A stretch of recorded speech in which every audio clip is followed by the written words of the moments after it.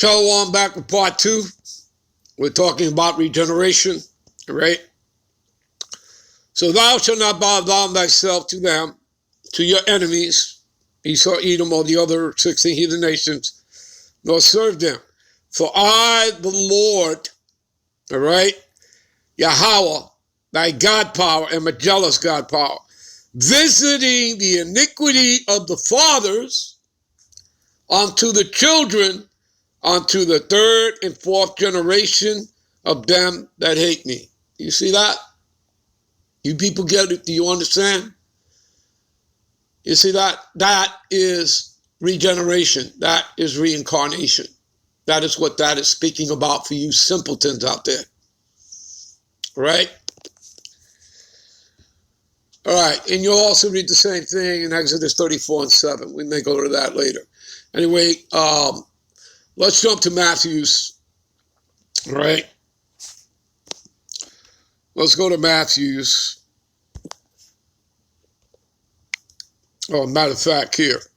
Let's this is from Matthew's, the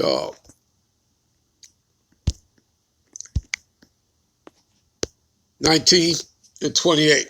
All right. And this is in the blue letter. All right. All right. And it says here, and Yahushua said unto them, verily I say unto you, that ye which have followed me, so listen closely, in the regeneration, which means is who have been remade, reborn, okay? How is it that they come back? They come back through their sons, right? Because it's the men, the boys, that have seed. Women don't have seed. So this is how you come back. You come back through the seed of your sons. This is how you are regenerated. So you have children. Your sons get together with a woman. You know, they have children. Well, eventually, you know, your spirit being up in the heavens at rest, okay, is then sent back down and placed into a newborn. This is regeneration. This is reincarnation back in the flesh, because the spirit is what you are. That's who you are. It has nothing to do with your outer countenance. Okay? That's what we all are. We are spirits that simply house a body, and a temporary body at that. And every third or fourth generation after we have, you know, passed on, died, whatever, okay, like I said, that spirit, when that happens, returns unto the one who gave it to you. You read this in Galatians 12:7. All right? It's a cycle, people. It's a cycle of regeneration. Okay? Like, for example, only a 1/3 is the Lord coming back for. All right? He's coming back for two things. He's coming back to destroy his enemies, starting with Esau, Edom, the white man, to destroy his power structure, his Edomite beast system. Okay? His military, plus the other 16 heathen nations in their military. Do you understand? So that he can what? Set up his kingdom here on the earth. You understand that? What's the other reason? To redeem and beam up the elect of Israel. Because he's not coming back for all of Israel. 2/3 of Israelites are going to be cut off and die. And that's pursuant to Zechariah 13:8.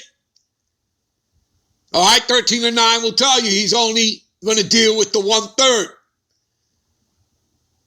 Okay, Romans 11:7. Israel as a whole have not obtained what it's seeking for, but the election have obtained it. And what about the rest? The rest were blinded. The 2/3 are blinded from this truth. All right, from coming into the understanding of these scriptures. All right? But what's going to happen to them? So they die on this side. They're going to die, whether by the concentrated laser fire from the chariot, the thermonuclear fire, or they're going to die of the famines, whatever way the Lord has set it up for that individual. Because all of this has been predestined. Okay, you cannot change or alter prophecy. All right? Isaiah 46:10, declaring the end from the beginning. This is the Heavenly Father. From the beginning of what? The foundation of the world. He envisioned everything. He prophesied it all. We have the script right here, known as the scriptures, the Holy Bible, to his movie. You understand? He's the director, he's the producer, he's the writer, he's the potter, we're the clay. All right? So, you cannot change, stop, or alter prophecy. Everything has been predestined. So again, it continues saying, declaring the end from the beginning, from the ancient times, saying the things that are not yet done. That's prophesying. All right?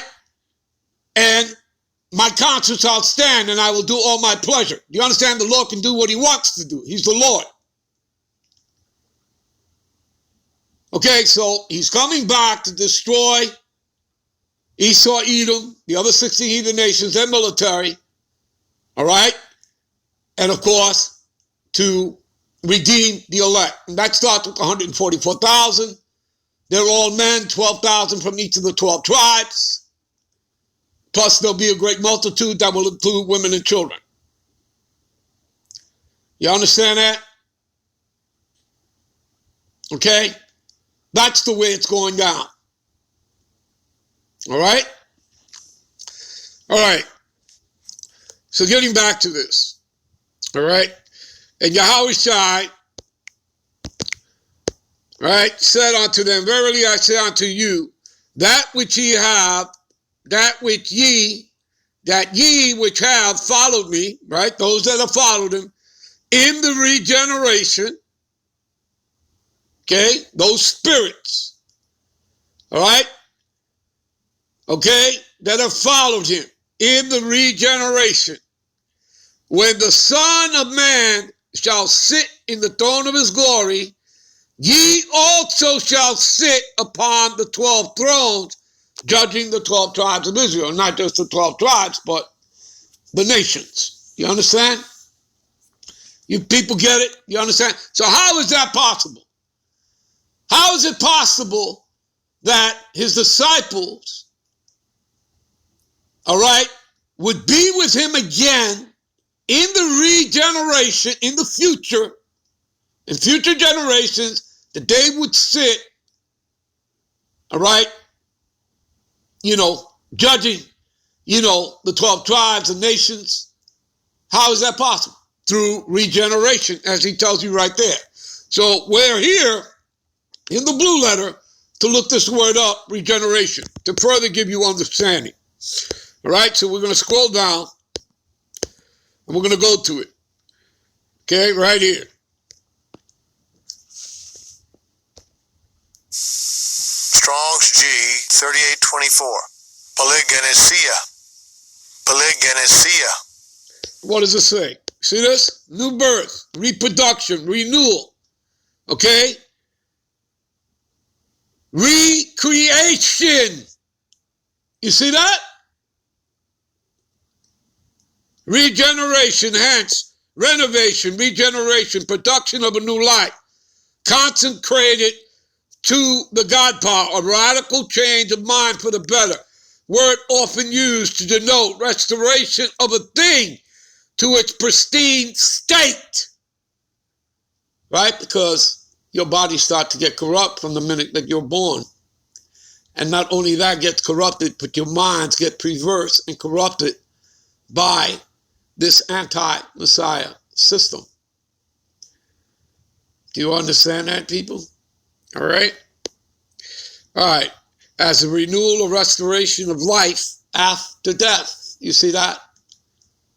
Because like I says, in reality, when you come into the understanding of these scriptures, you understand there is no death. Life is truly eternal. Now, what's going to change from that when Yahushua returns is that starting with the elect, there'll be no more death at all. We're not going to have to go through that transition, of going through death and going back up to the heavens, and where our spirit is joined onto a celestial body and we're at rest. We won't have to go through that. Okay, because why? Because we're going to all be changed within a twinkling of an eye. The dead shall rise first, the survivors then will rise, and we shall all be changed, meet up in the air, in the clouds. The clouds is a metaphor for the chariot, and we shall all be changed. And changed into what? To the heavenly image of Yahweh Ba'ashem Yahushua, from the darkest brown to the lightest brown. Do you understand, people? There'll be no more confusion of faces in the kingdom. You understand? All right? Everyone's going to know who the Israelites are. All right? And this is all scriptural, people. This is all in the scriptures. All right? Okay? Here, I don't have an opinion. Okay? Everything that us brothers that are in this truth, it's what the scriptures say. You understand? There's only one doctrine, one true doctrine. Okay? And we're here to follow it. We're not here to add, take away, or change it. Because if you do, then the Lord is going to deal with you. And you're going to receive the plagues of this book. Do you understand that? And it tells you that, what is that? Revelations, the last chapter, 22, verse 18 and 19 speaks about that. You understand? All right? So we're not here to create anything. What am I doing? I'm reading you the scriptures and explaining them to you. That's all. Nothing more. All right? Bringing you the understanding, giving you the breakdowns. All right? You people have no idea what an allegory is. Well, that deals with symbolism. All right? And you people, most of you all out there who are not in this truth, you're too ignorant to understand. All right? Because you don't bother to research, to look things up. Okay? You have this nonchalant attitude of not caring. Well, do you care about your salvation?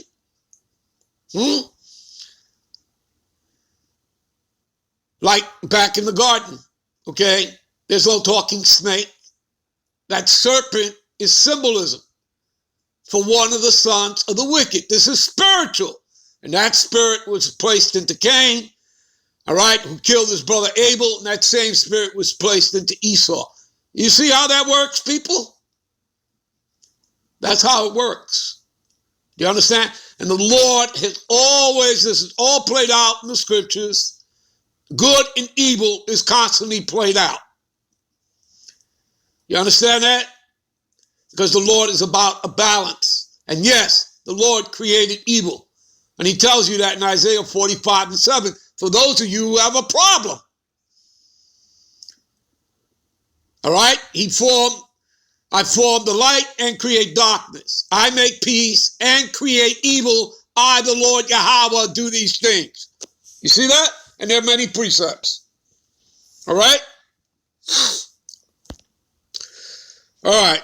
But I believe you people get the point here. Okay?